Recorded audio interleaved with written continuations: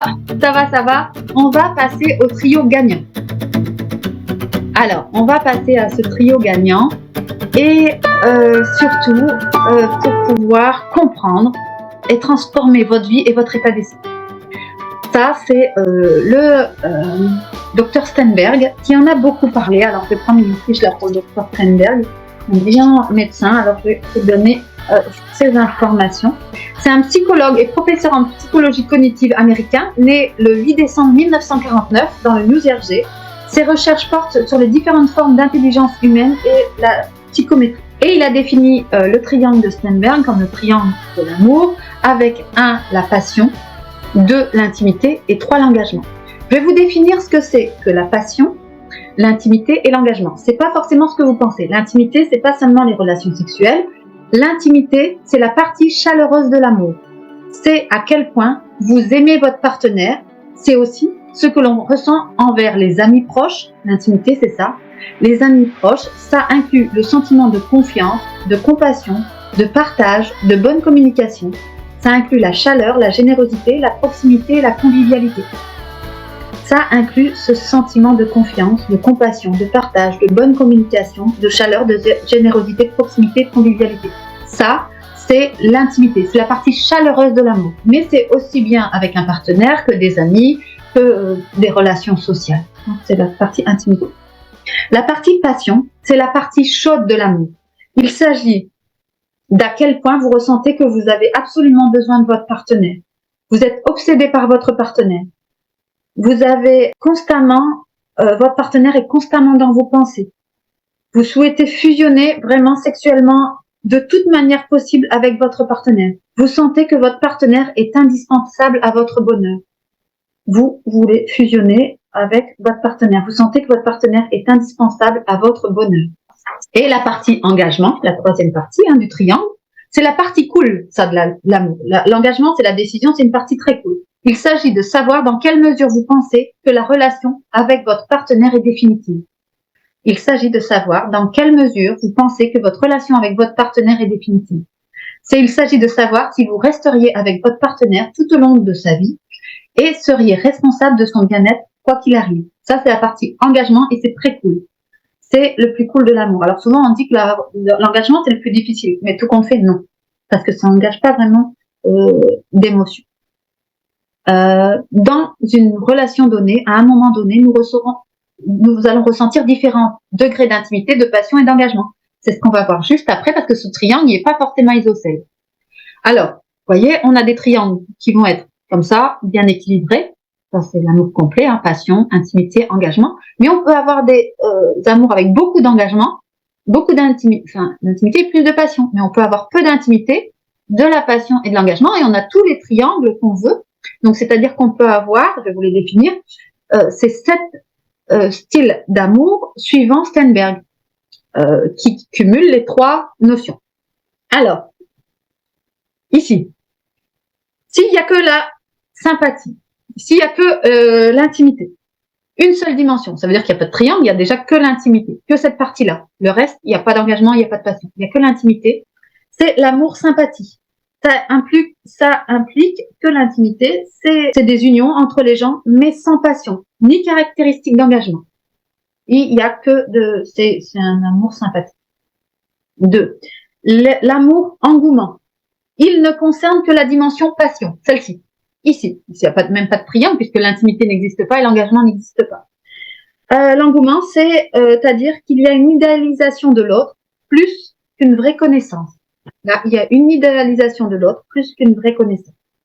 Ensuite, on a l'amour vide. Il y a seulement cet engagement-décision. Et c'est 2 personnes qui sont ensemble que pour des décisions rationnelles, qui peut inclure des raisons économiques, des valeurs des enfants. On a un amour vide qui existe, par exemple, quand il n'y a qu'un engagement entre 2 personnes. Ça se trouve, par exemple, dans des couples de personnes divorcées qui ont bien réussi leur divorce et qui sont engagés pour des raisons ensemble, économiques, pour les enfants, et qui gardent cet engagement commun. Bien sûr, quand on a des enfants en commun, on a un engagement commun, mais c'est un amour complètement vide. Donc, il n'y a qu'une dimension, c'est l'engagement. Il n'y a plus de passion, plus d'intimité. C'est l'amour-engagement, l'amour vide. Ensuite, Il y a l'amour, en quatrième, il y a l'amour romantique. Donc là, ça met deux notions. L'intimité et la passion. Intimité et passion sans engagement. C'est l'amour des grandes histoires de la littérature, du cinéma, de la jeunesse. C'est les amours immatures et totalement pathétiques et qui vont s'effondrer et s'écraser. Ça, c'est l'amour romantique. Quand il y a l'intimité et la passion. Quand il y a la dimension engagement plus intimité, donc celle-ci plus l'intimité, mais pas de passion, c'est l'amour-amitié.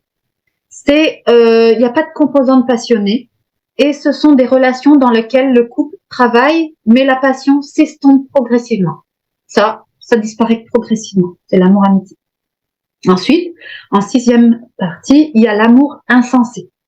Ça inclut des dimensions d'engagement, de décision, plus la passion. Donc l'engagement insensé, c'est la passion plus l'engagement. Ça, ce sont des relations. L'engagement n'est dicté que par la passion et le désir de posséder. Ce sont des histoires passionnées classiques qui risquent de s'effondrer à la première prise. Et ensuite, le dernier, c'est l'amour complet. C'est l'amour des trois dimensions.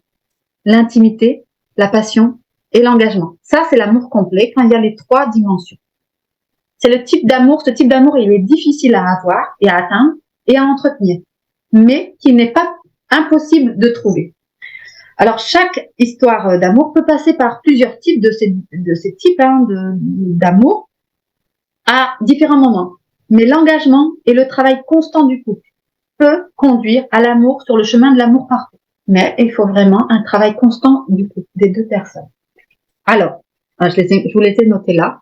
Donc voilà, là, vous voyez, l'amour-sympathie, c'est quand il y a le numéro 1, ça c'est le docteur Steinberg, voilà. L'amour-sympathie, c'est quand il y a seulement l'intimité, l'amour sympathique. L'amour-engouement, c'est quand il y a que la passion. L'amour vide, c'est quand il y a seulement l'engagement, décision. L'amour romantique, il y en a deux, c'est l'intimité et la passion dans celui-ci. L'amour-amitié, c'est plus l'engagement. L'amour insensé, c'est l'engagement et la passion. Et l'amour complet, c'est les trois. Passion, intimité et engagement. Ça va pour vous? Allez, dans les triangles de l'amour, pas le triangle des Bermudes, c'est le triangle de l'amour, on va continuer pour voir comment on peut améliorer ça, parce que tout compte fait. Parce que si on démarre avec un couple qui a qu'une amour-amitié, est-ce qu'il peut pas grandir petit à petit? Alors, plus la taille du triangle est grande, plus la relation est réussie. Donc, plus il y a d'engagement, plus il y a d'intimité, plus il y a de passion, plus la relation est réussie. Il doit y avoir assez dans le triangle pour qu'une relation décolle. Il doit y avoir assez dans le triangle pour qu'une relation décolle. Une relation est plus réussie dans la mesure où les triangles des deux partenaires correspondent. Une relation est plus réussie dans la mesure où les triangles des deux partenaires correspondent. Ensuite, les idéaux comptent pour beaucoup. Les idéaux comptent pour beaucoup. Ensuite, un individu a non seulement un triangle de sentiments, mais aussi un triangle d'action. Parce qu'il peut agir. Hein, on a des sentiments, mais on peut agir aussi. Il a un triangle d'action. Donc, il peut travailler. Alors, chaque histoire peut passer par chacun de ces types à différents moments de la vie du couple. L'engagement et le travail constant des partenaires qui peuvent conduire sur le chemin de l'amour complet. L'engagement et le travail constant des partenaires pour conduire à l'amour complet. Ce qui importe n'est pas ce qu'on ressent, que ressent votre partenaire, mais ce que vous pensez qu'il ressent. L'important, c'est pas ce qu'il ressent le partenaire, mais c'est ce que vous pensez qu'il ressent. Ça va être important parce que si on pense qu'il ressent de l'indifférence, eh bien, vous allez nourrir cette indifférence, en fait. Et vous allez penser qu'il est indifférent. Donc, en fait, vous allez devoir pouvoir le communiquer et dire, j'ai l'impression que tu es indifférent. J'ai l'impression que ça correspond pas, voilà. J'ai l'impression que ça ne correspond pas entre nous. Il est donc important que vous communiquiez avec votre partenaire pour savoir s'il sait vraiment ce que vous ressentez. Nous avons constaté que souvent, les couples qui le font pas, ou qui ne pensent pas que l'autre ressent, n'est pas ce qu'ils ressentent réellement. Et la relation se complique, car les partenaires se méprennent mutuellement sur leurs sentiments. L'engagement et le travail constant des partenaires peuvent conduire au chemin de l'amour complet, oui. Ce qui importe, voilà, ça je l'avais dit, le changement des triangles, il manque un S là à ce moment-là, le changement des triangles est inévitable et change dans le temps. Vous allez devoir accepter que les triangles changent dans le temps. Et il peut y avoir à un moment l'engagement qui s'arrête, la passion qui s'arrête, l'intimité qui s'arrête.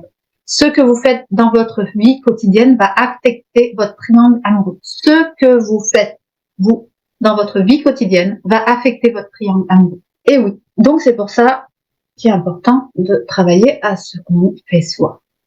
Alors, vous pouvez améliorer ou empirer votre triangle amoureux grâce à vos actions au quotidien. Et on va à chaque fois surveiller 8 points clés concernant les triangles et regarder la relation s'améliorer. Les 8 points clés que je vous ai donné juste avant, hein, les 8 points clés, ils sont là. Voilà, en fait, plus, mais les 8 points clés, je vais vous les redonner, je vais vous les citer, mais les 8 points clés, c'est la taille minimale du triangle, la taille du triangle, une correspondance dans les formes du triangle, les idéaux comptent pour beaucoup, les actions comptent pour beaucoup. Ce qui importe, c'est que ce que vous ressentez, ce que ressent votre partenaire et ce que vous pensez qu'il ressent. Ensuite, les triangles changent dans le temps. Et ensuite, les triangles sont activement modifiables. Je continue. Voilà, on surveille les 8 points clés concernant les triangles et regardez comment la relation peut s'améliorer. Ensuite, il y a surtout un pouvoir de l'intention. Quelle intention avez-vous pour votre couple? Le couple peut changer d'intention dans le temps. Mais quelle intention avez-vous pour votre couple? Et c'est 2 LE. Et encore une faute ici, qui s'est glissée. Non, c'est bien, parce que, voilà, on va vite la passer, comme ça on la voit pas. Il est important, très important, mais vraiment important, que vous puissiez comprendre que s'épuiser à vouloir rester en couple alors que c'est perdu, quand le triangle est mort, le triangle est mort. Mais il reste quand même des espoirs sur les triangles amitié ou triangle engagement pour pouvoir travailler pour que les personnes qui ont par exemple construit ensemble à un moment donné puissent continuer à garder un lien pour les enfants et pour la continuité de l'ex-famille bien sûr, mais que ces personnes puissent ailleurs se construire et se reconstruire. Et oui, parfois, on est obligé, contraint d'accepter que même si soit on a eu beaucoup d'intimité, de passion et d'engagement pour l'autre, petit à petit, s'en est allé de la relation. Parce que c'est la vie qui fait ça. C'est la vie qui fait que la personne, elle s'est désintéressée, désengagée, elle avait plus d'intérêt. Et c'est la vie, on peut pas vouloir que l'autre continue à vous aimer alors que c'est fini. Ce serait fou, et ce serait dangereux pour la santé de vouloir absolument obliger l'autre en face à aimer. Après, entrer dans la haine ne va pas vous aider à grandir et à avancer. Entrer dans des combats va pas aider à grandir et à avancer. Le plus important, c'est d'arriver à accepter et à pouvoir avancer. Hein. Vous l'avez vu, la courbe, le V, comme victoire ou V de vanité. On descend, on va chuter, mais on va prendre de nouvelles décisions et on va trouver de nouvelles forces. Alors, pour le couple ou à l'extérieur du couple. Une fois que une personne a mis un point final, il y a parfois l'autre personne en face qui n'a pas envie de mettre le point final. Et ça épuise aussi. Ça épuise déjà de faire des tentatives pour reconquérir, et c'est des tentatives parfois vaines, parfois ça marche, mais parfois c'est vain. La personne, elle a tellement demandé en face qu'il y ait quelque chose qui change, elle l'a demandé pendant la relation, mais ça n'a pas changé. Et le jour où elle met un point final, le conjoint, il s'étonne. Elle l'a dit 200 fois, 500 fois, des années durant. Et au moment où il y a le point final, la personne elle dit « non, c'est pas normal, maintenant je vais tout faire pour changer ». Non, les actes. Les paroles ne comptent pas, c'est les actes qui comptent. La personne qui n'a pas fait pour changer, elle va pas changer. C'est les actes qui comptent. Là, je vous ai mis un tableau sur le désir spontané. Alors, comment ça se passe, la boucle du désir? Alors, comment ça se passe dans le cerveau humain? Quelqu'un passe dans la rue, il passe dans la rue. Vous êtes un bel homme et vous voyez une jolie dame, par exemple, passer dans la rue. Oh, votre cerveau déclenche un désir spontané. Et la première question qui va se poser, est-ce que je suis disponible physiquement, émotionnellement ou intellectuellement? Le cerveau, il est disponible physiquement, ça veut dire il est célibataire par exemple. Il est disponible émotionnellement et intellectuellement. Il va pouvoir s'engager dans le désir sexuel, qui est ici, ou dans l'engagement de l'acte sexuel. Et il y aura des pratiques, des stimulations, et la personne, elle va pouvoir être présente dans l'instant. Et il y aura un engagement dans le désir sexuel réactionnel. Donc ça, c'est normal, c'est le désir spontané. Le cerveau se demande s'il y a une disponibilité, et il va pouvoir y avoir du désir qui vient après. Le désir et le plaisir viennent de nos pulsions. On a 3 pulsions. Pulsion de vie, pulsion de mort, pulsion libidinale. Et de ça découle aussi la boîte noire. Hein, c'est l'excitabilité. Chez les personnes, elles sont différentes. Elles sont une influence liée aux émotions et une influence liée à l'estime de soi. Donc, c'est ces 2 zones d'influence qui sont importantes.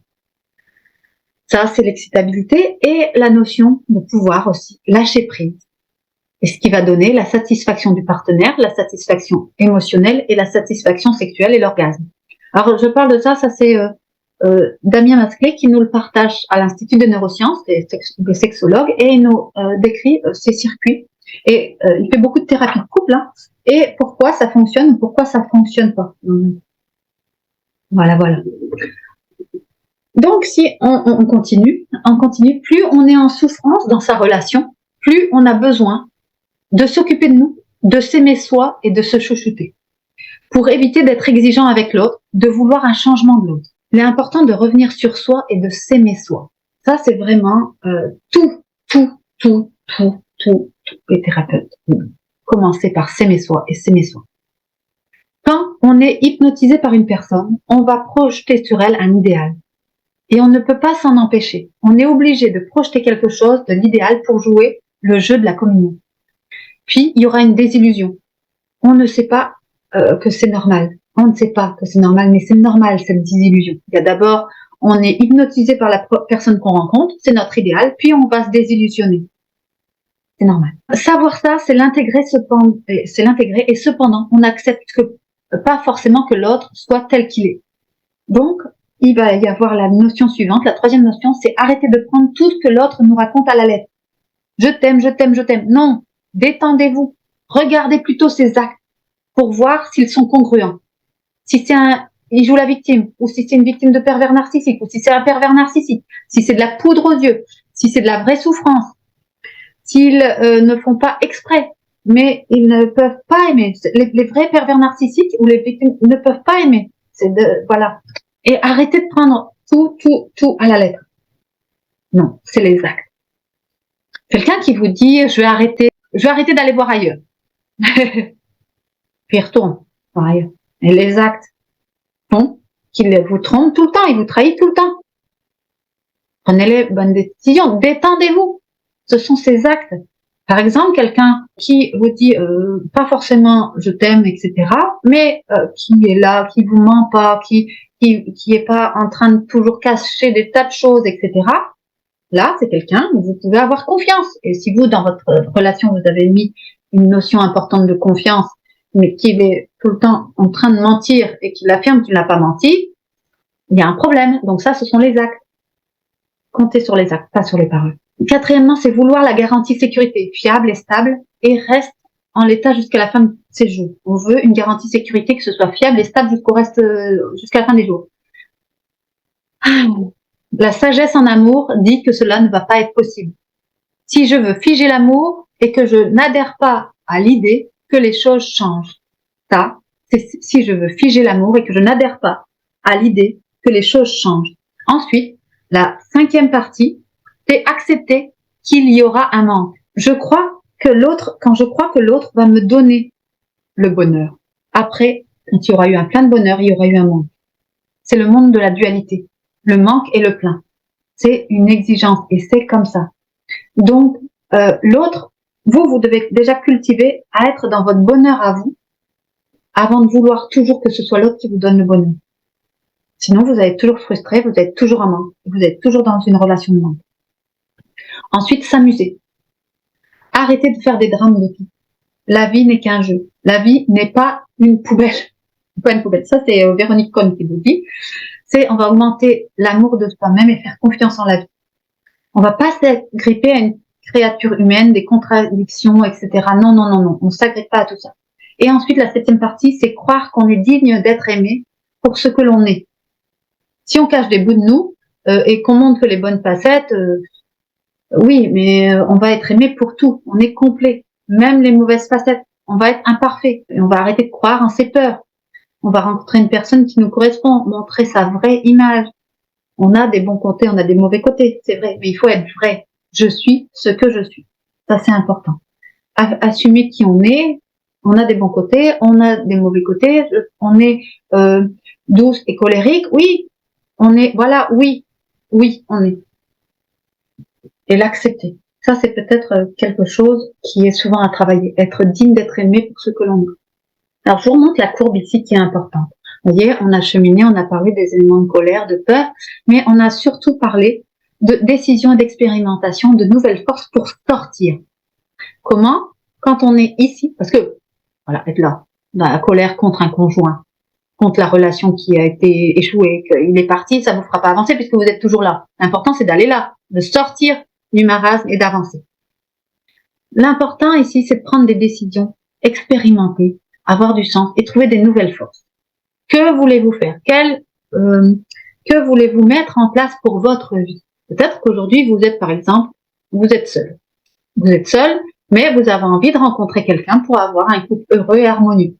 Eh bien donc, on va prendre des décisions et des expérimentations. Et on va se connaître soi pour pouvoir avancer et pas retomber à chaque fois dans le même scénario, ce scénario de vie. Ensuite, on a été quitté, mais on veut rester là. On veut rester dans le déni. On veut pas avancer. On a le droit. On a le droit. Chacun est responsable de sa vie. La personne qui veut pas avancer, qui veut rester dans la colère contre l'autre, c'est pas juste, tu aurais pas dû faire ça, etc. Ou qui a peur, ben voilà, qui sait pas avancer, qui reste figé là. Elle peut rester 1 an, mais on connaît des gens qui sont restés toute leur vie dans la colère et la peur. Même pas que en couple, mais de la colère contre les parents, colère contre les grands-parents, de la colère contre tout le monde. Ils sont restés là-dedans. On a connu aussi des gens qui sont restés dans la dépression, dans la tristesse, dans tout le temps. Celui qui est en burn-out, il veut en sortir. Il fera tout pour en sortir. Il va trouver des choses ici pour sortir, parce qu'il veut réussir. Le profil du burn-out, il est un challenger et un perfectionniste. Il veut réussir. La personne qui est dans la dépression, elle veut aussi en sortir. Mais elle a moins, c'est plus dur. Elle peut rester longtemps dans la dépression. Il y a des gens qui restent des décennies dans la victimisation et qui jouent les victimes tout le temps, toute leur vie, parce qu'ils existent comme ça. Parce que les gens vont les plaindre. On va dire, oh mon pauvre, ma pauvre, il t'a quitté ou elle t'a quitté. Tu es vraiment une victime. Non, non, non. Tous les gens, ils vont prendre ça en tant que victime, vont pas pouvoir avancer. Pour pouvoir avancer, il faut sortir de ce rôle de victime parce que c'est le rôle de victime, c'est vraiment la relation toxique, la relation pourrie. Vous ne construirez rien à vouloir rester dans le marasme. Et on peut y rester, hein. Ça fait partie de la vie, mais à vouloir rester la victime. Et le pauvre malheureux Calimero qui a été, ou la pauvre malheureuse qui a été quittée. Non. Top. De toute façon, vous rencontrerez pas de nouvel amour et votre ancien amour ne reviendra jamais pour quelqu'un qui joue la victime, oh, tu m'as trop fait de mal, etc. Non, jamais. Bien au contraire. On apprécie des gens qui vont être bien dans leur peau, bien dans leur basket, qui ont bien de l'amour d'eux, qui sont en pleine santé. Voilà. Donc c'est ça qui est important. C'est un peu secouant ce que je dis, mais c'est vraiment ça. Hein. C'est son chemin personnel. Hein. La volonté de sortir, c'est son chemin personnel. N'attendez pas que des gens vont vous prendre la main pour vous sortir. C'est vous, à vous bouger le cucu, à vous bouger les fesses, sortir de votre déni. Alors, dans les dénis, il y a les dénis à l'alcool. Hein. On est dans le déni d'être dans une relation toxique. Et la relation toxique, c'est peut-être l'alcool, c'est peut-être la drogue, c'est peut-être le jeu, c'est peut-être le sexe, c'est peut-être les zones d'addiction, c'est peut-être le travail, c'est peut-être donc l'argent, le sexe. Le sexe, c'est la première addiction au monde. Elle est passée première. Après, il y a le jeu, il y a l'alcool, il y a le sport aussi. Hein, quand on le met à excès, le plaisir à excès, le sport à excès devient une addiction. Donc, c'est à soi d'être responsable pour sortir des addictions soi-même. Vraiment soi-même. Ensuite, on continue.